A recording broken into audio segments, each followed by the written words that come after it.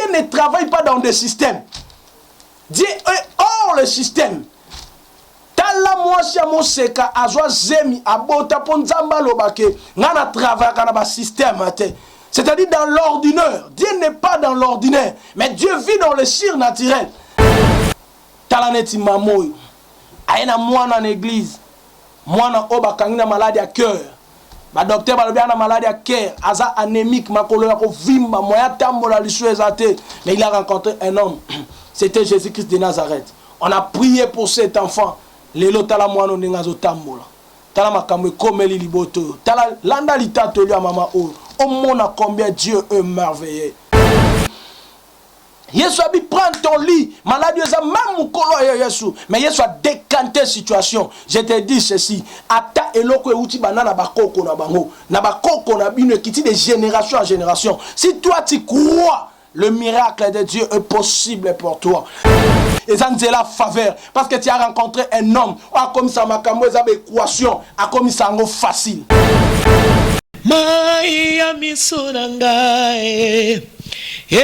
Komi maya komela kati na esobe obongo lipasi na ngai kolela oyo ya ngai komi lelo kusika oyo nazanga kilobi lelo yo ekomi ya ngai moninga to embelongo moninga na ngai ya tango nyonso seyo Yesu nzambe awanga na kangaite atangae na zangi bapota o ya mote bapota ya mote mananga okausi yango Yesu nazalati otikaki ngai te motema na ngai ekumisa yo nakende wapi soki na yo te tango motema ekomaka suka opesaka ngai eyano ata na mpasi ngai nakotika yo te natingama nanga kaka seyo otelemisaka makolo na ngai esika basusu bazinda ata namoni nzele za molili nakobanga molili ya nzela te olakisaka ngai nzela esika natia lokolo. Bana nzambe napesi bino merci pe tozongisi lokumu pa nzambe o asali bino ngolu. C'est le prophète Gédéon Bekanga, les responsables de la communauté charismatique Jéhovah Shalom, où ils sont à Kinshasa, précisément la commune ya Limete. Lelo na memeli o thème moko et au salon bola momingi. Le thème en question est Jésus ordonna que les paralytiques marchent. Prends ton lit, lève-toi et marche, lui dit Jésus. On a thème oyo to exploiter lelo na prédication na biso lelo. Nazo bisayo que ozala béni na matéa oyo. Sans plus tarder, toujours Bible na biso. Nous sommes dans le livre de Jean 5, versets 1 à 9. Après cela, il y eut une fête des Juifs et Jésus monta à Jérusalem. Or, à Jérusalem, près de la porte des brebis, il y a une piscine qui s'appelait en hébreu Bethesda et qui a 5 portiques. Sous ces portiques étaient couchés un grand nombre de malades, des aveugles, de boiteux, des paralytiques, qui entendaient le mouvement de l'eau. Car un ange descendait de temps en temps dans la piscine et agitait l'eau. Et celui qui descendait le premier, après que l'eau avait été agitée, était guéri, quelle que soit sa maladie. Là se retrouvait un homme malade depuis 38 ans. Jésus l'ayant vu coucher et sachant qu'il était malade depuis longtemps, lui dit: veux-tu être guéri? Le malade lui répondit: Seigneur, je n'ai personne pour me jeter dans la piscine quand l'eau est agitée. Et pendant que j'y vais, un autre descendait avant moi. Lève-toi, lui dit Jésus, prends ton lit et marche. Aussitôt cet homme fut guéri, il prit son lit et marcha. Bien-aimés dans le Seigneur, nous sommes bénis par cette prédication. La Bible est claire. Jésus est entré en Bethesda. Il a rencontré un homme qui était malade pendant 38 ans. Et pendant ces 38 ans, l'homme était malade auprès de la piscine Bethesda. Or, Bethesda veut dire tout simplement la maison de faveur. Beth veut dire maison, Teda veut dire faveur. Mais chose grave dans la maison de faveur, bah trouver Moutoumoko Abeli pendant 38 ans. Et Moutouango Bible les ont reconnaître que Allah la kaye moko azana Moutouté. Si je comprends bien que le Rwanda koutia komani na batu ba mema ki ba commissaire wana ba vandisier. Mais batu wana ba zeli guérison longtemps, guérison zoyate. Batu wana ba zeli solution longtemps, solution zoyate. Batu wana ba ki déchi, batu pe ba décourager, batu nyonso ba zonga tikala yemoko pendant 38 ans na malade. L'homme de 38 ans était seul auprès de la piscine. Il ne savait pas par où toucher, par où commencer. Mais ce jour-là, il y a un homme. La Bible dit que Yesu a côté na Bethesda. Pe mon colonie ni Yesu fa côté na Bethesda, Yesu a poni mon colo saba. A côté na Bethesda. Na côté Yesu a côté na Bethesda, Yesu a côté na muta malade. A-t-il vêtu être guéri? La réponse de cet homme était claire. Je n'ai personne pour me jeter dans l'eau. À chaque fois, un jazo kitanga na mutute. Oyo akobwaka nga na mai. Or l'homme en question abane ko expliquer nzambe des systèmes. Que système oto na Bethesda apobi que faut babwa ko na mai. Et ça système na évité yo pe par rapport à préoccupation non par rapport à problème na yo ozana système. Maladi o peut bi que senga kaboy. Ikambo peut sala me senga kaboy. Or là Jésus je n'ai personne pour me jeter dans l'eau. Yesu alinga kala mutakoma kana tapo ya jeter personne. Parce que tant que Eli keza pas X to Y, pas maman kouloutou, pas papa kouloutou, pas papa, pas maman, c'est difficile de voir la main de Dieu. Souviens-toi de cet enfant. Moi, nous, se retrouvé dans la rivière Azole, là, c'était Moïse. Pendant qu'il pleurait en d'autres termes, Moïse Azole, balobi, je n'ai personne. Mais pendant qu'Azole, l'Azole, Kenenzamba, Azole, suscité ma parole, il faut pas y ambaye. Nazo bisa mutu moko ozo kanisa koza na mutu ko salo lisubola mtenga na biso mutu azali. Mutu azali Yesu Masia. Si tu crois à cet homme, ta situation changera. Même si tu es abandonné par les gens, non, attache-toi à cet homme. Jésus est capable de changer ta vie. Cet homme a dit, je n'ai personne. Oh, mutu azo tourner question, yazo répondre dans le système. Te pour muta zwa visa, il faut to salaboy. Pour muta bika na maladie, il faut to salaboy. Pour situation zwa solution, il faut to salaboy. Or Dieu ne travaille pas dans des systèmes.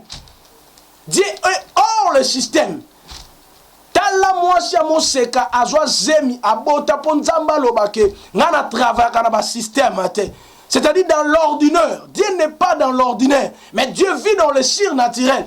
La Bible dit, Jésus déclara, prends ton lit, lève-toi et marche. Et ça, ordre. Oh, Yesu azo pesa. Et il a choisi un jour. C'était le jour du sabbat. Batumsu bazo bika.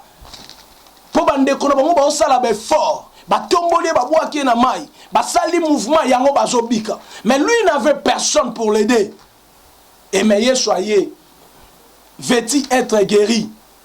Jésus a changé ka système.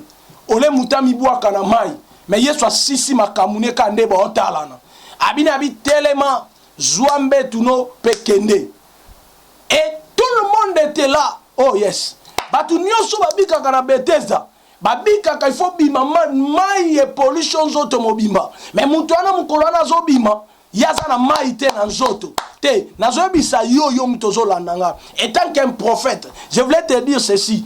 Yoko bika ndenge batu nyonso babika te. Yoko pa mo ndenge batu nyonso ba pa mo mate. Likamno pe ko sala ndenge batu nyonso bazo zelate. Dieu est capable de te faire ce qu'il veut. Yoza yete batu nyonso babika na système moko soko zo bima na bete de fo bilambeza la kopola. Il faut que famille no babima na ba kantique pour batu ba dégager l'énergie pour yobika. Mais mukolo ana mutu ana zo zonga na famille na mbetu. Mbetu ememe pendant 38 ans. Mais Yesu azo bimaye pa memi mbetu. Na ebiso eloko elelisio longtemps. Zamba zo salongolu. Yope ten koto le liselo kwana. Moïse alela na rivière, mais Moïse a souka ko lela na rivière te. Moïse a fungo la mer. Devant mer, rivière elelise autrefois, mais mer efongwama. Na ebiso makambo zo leliso lelo. Lobi eloko ememako yoko memango. Et parce que la Bible dit, Jésus a dit, prends ton lit, lève-toi et marche. Mbetu et même pendant 38 ans, Mkolona ya memi mbetu. Maome mango mkoloni, azo mango mkolo saba. Habite tete. Lelo nazo kenena mbetu. Et tout le monde était là. Nazo bisande komoko, nazo mona ndenge batmande ko dépenser d'énergie pour mutabika. Nazo mona ba force batmande ko sala pour ndeko na kuya na mai avant. Mais hier, jour wana ezaki mkolo repos. L'aime sous famille X, famille Y, nous avons récupéré énergie. Abia lobby kozala somo. Ange l'air à kokita. Bison de faux mutuna bison soit solution. Pendant que tout le monde était dans le repos, c'était les jours oyo. Zambazo salé bolam. Batuma bika kana Bethesda. Tellement bato ouele la maille. Peut-être batuma tchaka kate. Mais mon colonna mutunyo sazaki na position à repos. Ba otala iba mona. Mutumoko a telemi.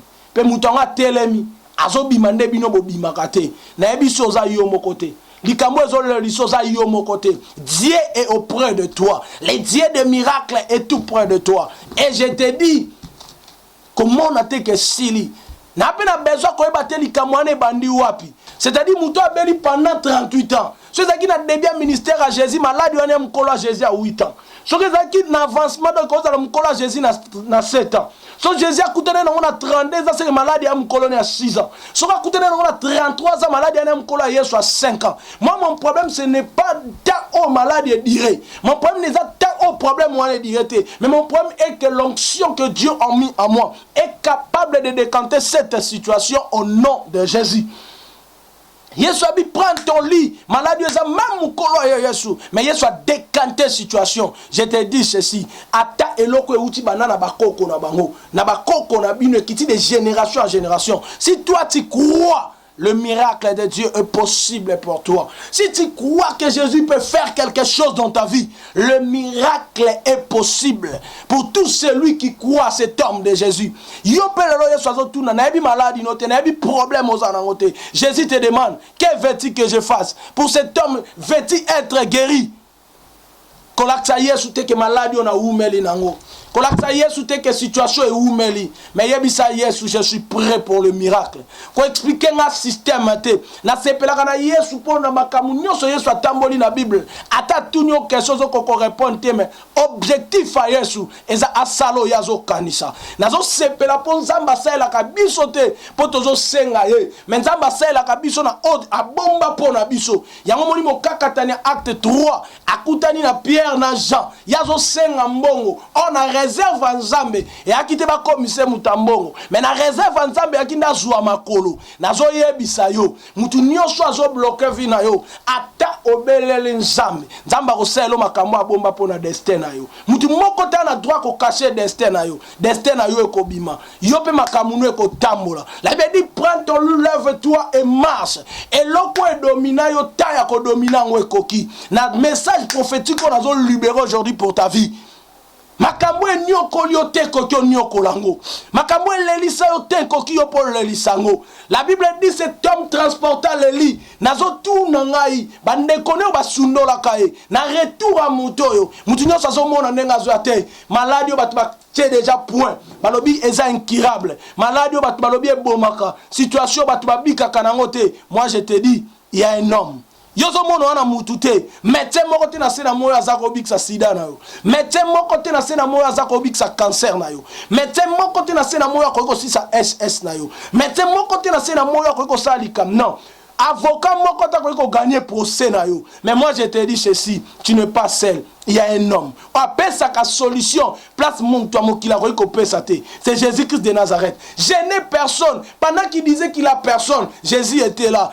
Pour la Pierre dans la prison, Jésus était le véritable avocat. Il faut faire la prison pour Pierre Abima. Pour la Paul la Silas, Jésus était venu étant que homme fort. Pour la pindole la bango prison. Basani, Babima. Pour ton problème, Jésus sera ton médecin. Pour ton problème, Jésus c'est ton avocat. Pour ton problème, Jésus c'est ton mari. Pour ton problème, il est ton grand frère. Ne te décourage pas. Ne te décourage pas. Parce qu'il y a un homme qui est auprès de toi. Je ne connais pas ton problème. Je ne connais pas ta maladie. Mais je te dis, toi qui as l'occasion de suivre cette émission prophétique, je te dis, je prophétise dans ta vie qu'il y a un homme qui est capable de tout. qui est capable de te donner la guérison, qui est capable de changer ta situation, quel que soit le nom de ta maladie. Jésus-Christ est capable de tout. Je te présente un homme. Pendant que cet homme était là, il dormait. Il réfléchissait par où la délivrance viendra, par où la guérison viendra. Lui savait que Bethesda est tout près de moi. Mais cet homme est venu, c'était plus pour parler de Bethesda, mais il était venu parler de lui-même. Oh Dieu, j'ai dit à quelqu'un, je te parle de cet homme Jésus, quel que soit les résultats que le médecin t'a dit. Oh, médecin ko yebisa yo, Bethesda vino ezani, Bethesda vino ezani makambo médecin yebisa yo. Bethesda vino ezani makambo mokilezolo, beza système pour mutabi que fami boua kanamai. Mais ce jour-là, babimisi un système parce qu'il a rencontré un homme. Il peut nazo bimission un système. Dans ma maladie, on va déclarer un système incurable. Non, il y a un système. Mais Jésus est capable de guérir ta maladie. Jésus est capable de changer ta situation. Qui t'a dit que tu mourras ainsi? N'a pas besoin que yo ozwa mukandate. N'a pas besoin que situation ne ko changer te. N'a pas besoin que yo ko balate. Jésus-Christ est capable de tout. Oh mon Dieu. Bazomi bois kana Bethesda. Bethesda ont changé ba maladie en ndenge na ndenge. Mutambi konta ki na lèpre.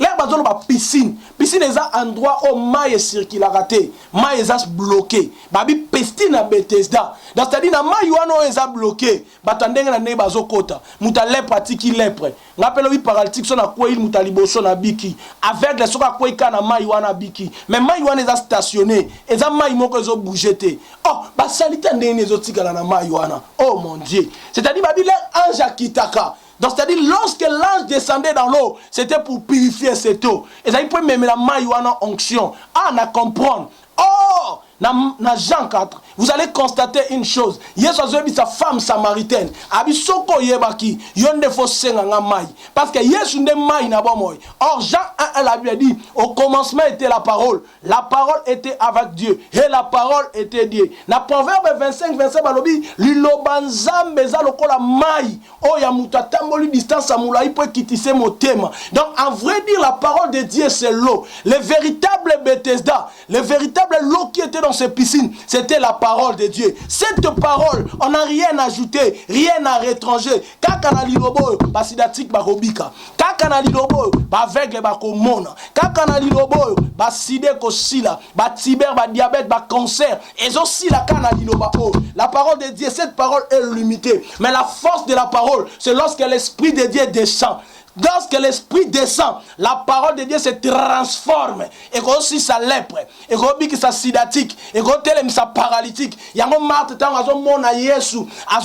oh si tu étais là, Jésus l'a dit, n'étais-je pas dit, maintenant que la liloba shika, Yesu bakisa, mais Yesu a dit na liloba su ya shikate. Azo rappelé kama kamo ba solo la kala, n'étais-je pas dit, si tu crois, tu verras la gloire de Dieu. Cause la Bible bakisa lo ka shikate, kaka liloba de Yoka, mais elles allaient accompagner l'onction, elles allaient accompagner la puissance. Le miracle de Dieu sera possible.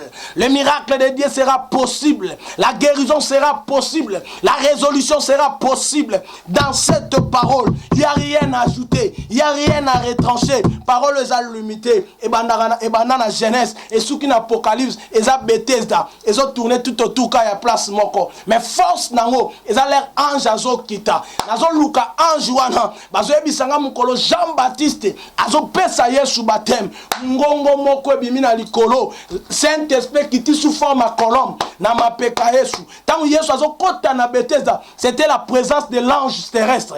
Azo poussa na liboso paralytique, l'homme de 38 ans azo tala l'homme de 38 ans habite l'homme de 38 ans ngande mai.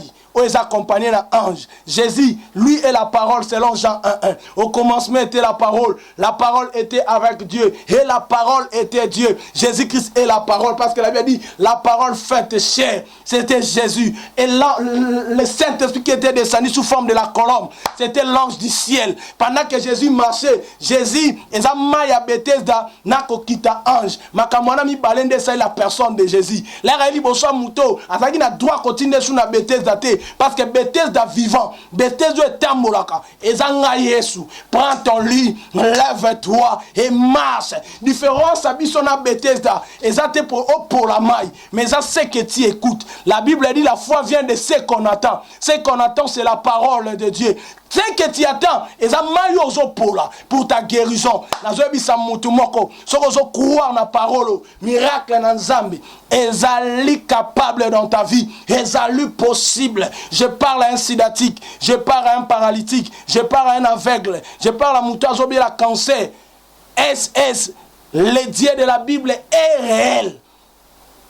Le Dieu de la Bible est réel. Makamunyo shayo ezaki stationné. Nazo sakola. Et telema parce que tellement na memelio. Prends ton lit, lève-toi et marche. C'est Jésus qui l'a dit. C'est pas un homme. C'est pas mon papa. C'est pas ma maman. Ce n'est plus mes sœurs. Mais c'est Jésus-Christ de Nazareth qui te dit. Zouambe tuno. Telema pekende na yebite nani a bloqué libala no makambo ane tambola nani a bloqué foyer na yo makambo ane tambola nani a bloqué santé na yo makambo ane tambola nani a zo bloqué procédure ya mukanda na yo makambo ane tambola. Je prophétise dans ta vie tout ce qui était bloqué, que le Dieu de la Bible a fongolango au nom de Jésus, a fongolango au nom de Jésus, que personne ne te décourage, que personne ne te dit le contraire. Non. Le Dieu des esprits de prophètes est ton Dieu. Le Dieu des esprits de prophètes est ton Dieu. Prends ton lit, lève-toi et marche. Qui peut stationner ta vie? Oh, je vois cet homme.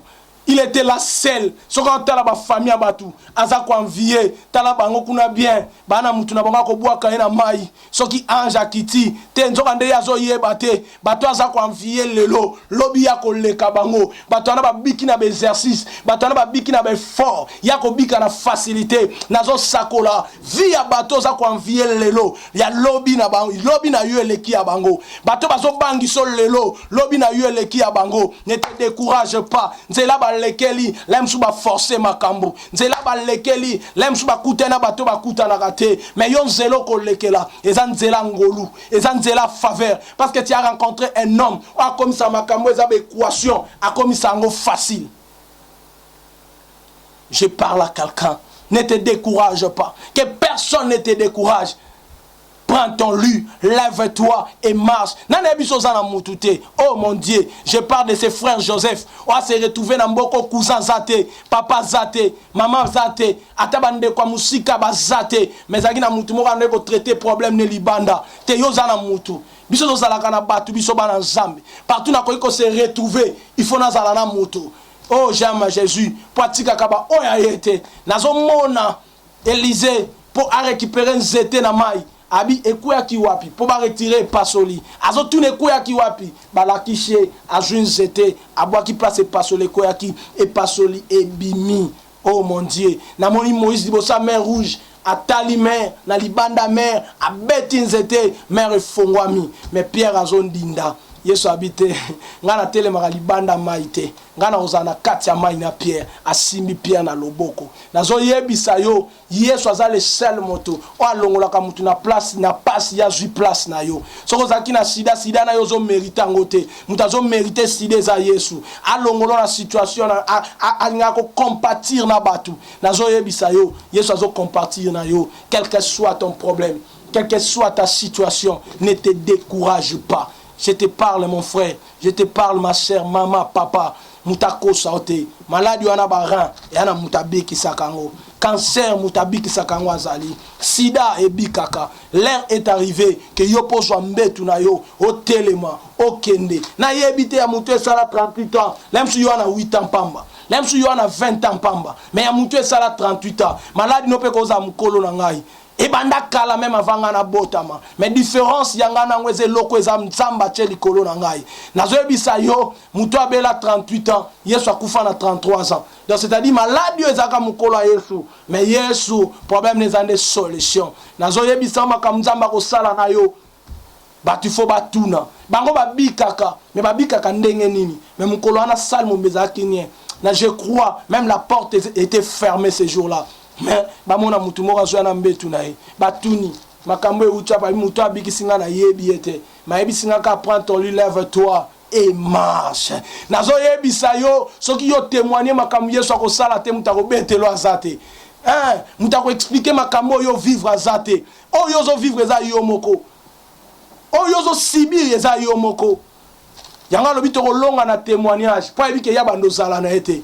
Yo ndefo zo courage ya ko tatola. C'est que Dieu a fait de toi. Nazo yebisa yo za muta liboso te.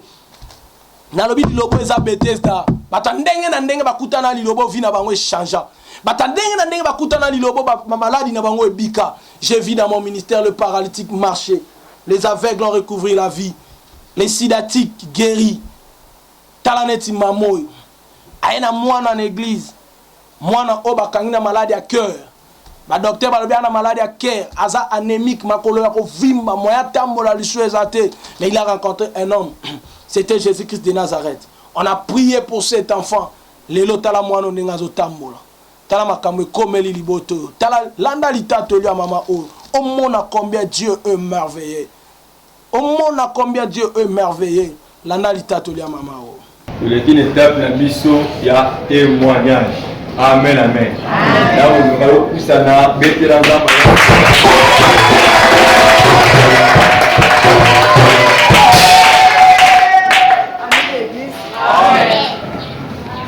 Na telemi ko témoigner Nzambe na 15 jours te na 40 jours au kisalaki na loba ki funa ndeka la témoigner Nzambe na ola salaki na travers moi na belisaki moi ba oba ba ko moi ne ba de ko na mwana banda ko tambola te abana pas même ko na ko tala ba donc comme dans l'étape moko ya loi to yebaka na utaki na wa bole to ko ti ba sali moi na d'examen ba sali ba contrôle tout moi nazo respiration est toujours ma bête aussi maté ma vie non moi nazo na problème à cœur na un jour petit fois na la ndinga kwa ça la pense parce que moi nazo procater zo ça la passe aussi on de forêt au cœur donc maladie comme moi ma casse ba traiter et simple c'est un docteur bana ko landa de camarade à petit fois à ko tala ba analyse sur la ko tala suka bio non moi le feu à de la anémie à tout les bisous est-ce que nous nous ça la mutamemi te doit appeler la mutabela ya ngote et ko sala ke non bati la biso na mabanga awa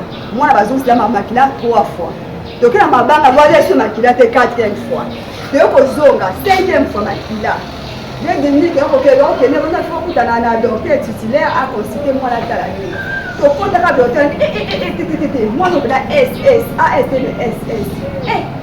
comme ça SS papa bango le quoi faire avec qui pasteur le dit oh comme ça makamuni avant que tu n'as pas to utaki nini oh wa bondo to yaki maman je ça m'a dit na timba to ça na 40 jours parce que ngala sambela ka awa te mais la sister ka mingi na ba action abi na 40 jours que de bangira dit ah maman 40 jours e bandi pa ko ngai merci maman boka tout quand je pas 40 jours na kamba mwana ngai na confiance en Nzambe wana et ko sala ke na bandi 40 jours na kana après 40 jours mwana e ko tourner simité chaque fois na le kalika pa prophète ya bobi na kende ki simeli sa prière ko sala Nzambe wana akusala prophète il construit e ko mbona ye mo ndenga boko ya ki mwana na maboko alobi après l'église ala l'exima prophète ya bobi mbona e ko tonga na mona après une semaine dimanche quand l'église après l'église le mois to le mois makileza ressuscité de ko ke na mona hôpital dans une simakila na 17 fois plus jamais osé suka donc on s'est suscité en tout cas si te ko sala ke to bima o mwana to mwana dale fille mwana uko buka na ngolo ya mwana mkia buka le moko buka le polo asali lo oh nous j'ai ces amis ngalo bi ngala zo mona na nga o batu bazolo bateke ASTPS ngala zo yo kaka o mo senze bazolo banga bila nga izana confiance en Nzambe wana amen na yo kakini Nzambe ke na ke batu de ko sala ke yale na zongi suna ndap na continuer 40 jours na ngai ba berger na ba sala ki wala dans l'hôpital déclaration sur les que moi à la SS bango donc ça va c'est examen ezala quitté c'est pas bonne ba sala ka ba bi ke moi na la SS on va constat SS à la mutu buka o boye ma kole buka ni siko de docteur a levé ki biso kuna le binde ça boye na malade ya cœur bwana na on est bazo supposé moi na kuti ko stambola te angi ko tika la infirmière pour la micro mais na minute au moins na zo tambola na minute au moins na zo ni normal et à plus na loba ki na Nzambe nga bi Nzambe kaka o famille spéciale to zaki na mbule beta ka wa le mini mbule ngata ka bela ka bele spécial mosala nzambe abaka totema biso nyonso oyo nyonso toyeda aza malade eza inkerisable eza boye alekala motu wana alekaki na mwana na ngai epuis nalebisaki nzambe ngai abi nzambe nakoyoka lisusu bato te mpe na komona kati azokaka oyo mosala nzambe azodeklare lelo nayokaki mpe na ndenge alobaki abike oyo nyonso malade eza inkerisable abiki nabaki mwana nga abiki aza na rin ya bana as te ni ya bana ss bakisi apartir mokolo mwana nga amenaka lisusu kisi moko te ya bana ya mabanga lelo epuis retour moko te yango naya kopesa nzambe abekaka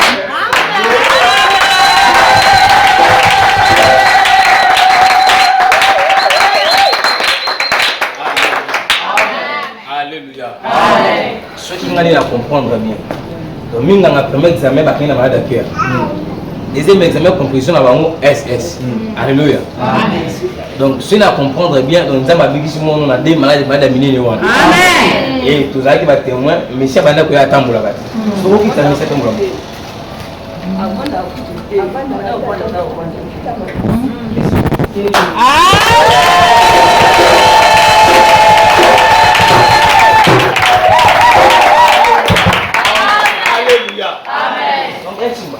a des gens qui sont graves dans la et par rapport à on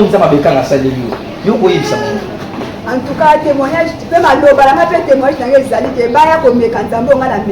Et la seule Zambé a béqué dans les preuves. Mingi basta la kake, oh témoignage la mutu somolo assemblée la ka. Donc ça n'a pas passé, toi n'a prophète. Non, bah grâce aux alliés. Amen.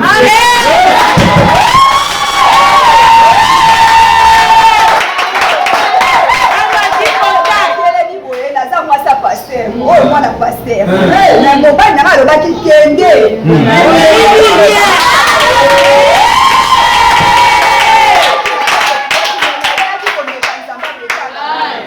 Il y a un peu la monnaie. Oh, il y a un problème, mais ma paix a eu un peu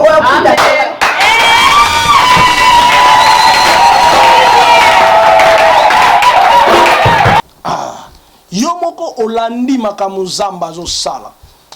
Na ebisio témoin a même prends ton lieu, lave-toi et marche. Jésus-Christ est bon et Jésus-Christ est merveilleux. Sois contact nabiso, quel que soit ton problème.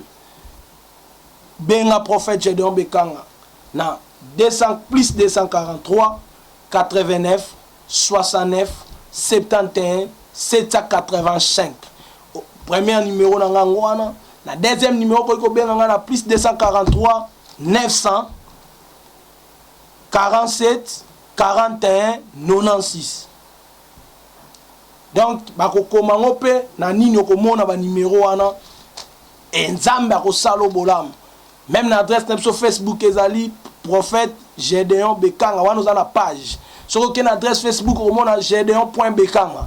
Wana Facebook na biso mais na biso kota na contact na biso na ligne na prier pour na yo na yebi kani noza na ngote na yebi dit si tu crois tu verras la gloire de Dieu. Je crois au Dieu de miracles et loko nyonso za na ngwana simba zwa maya ta mukie tchana kopo zwa huile soko za na ngo simbe pakoli na maboko et moi je vais prier pour cette huile. Place ozobela na ozopakola oyo azobela zwa maimela oyo na sida oyo na nini nzamba zo transformer makila na osiko le véritable Dieu, le Dieu de la Bible, le Dieu des apôtres. Apôtre Paul alobi mon enseignement, ma prédication et va na discours 20 mais accompagné na démonstration et puissance. Je voulais prier maintenant pour toi. Zwa maywana cha tosoko wana huile simba huile wana cha maywana bato ya mai boko mela huile okopakwa na maboko pakoli place ozobela na biso ko tatola monnaie na nzambe okobenga biso na ba numéro wana pour témoigner la gloire de Dieu.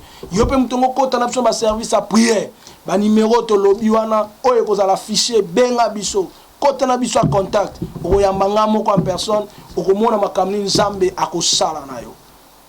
Yesu aye kopesa bomo Yesu aye awaranse Yesu aye kopesa bomo Yesu mobikisi sanjola sanjola sanjola kunare kulusu kuna e akufeli batoma benyonso. Tendre Père, Jésus-Christ qui est mort et ressuscité parmi les morts, nazo bonde la pona mai oyo, nazo bonde la pona uel oyo. En vrai dit mai wana ze lokote, uel wana ze lokote, mais je déclare likolo na nzambe. Maloba na ngai e wendre mai ope uel o, quel que soit le nom de la maladie, qui soit affecté et guéri. Mai wana bongo na makila na yo. Un jour, Seigneur, ozui mai obondele komi 20. Un jour ozui 20 obondele komi makila na yo. Na Marc 6 verset 13, balobi ba memeli ba kaya ndenge na ndenge, ba misu ba maladi opakoli oil, ba misu so bondeli. Seigneur de gloire, je crois à ces portions de l'écriture. O nyonso azomela mai o miracle na Nzambe changer makila na ye. O nyonso azopakola oil o maladi o et disparaître.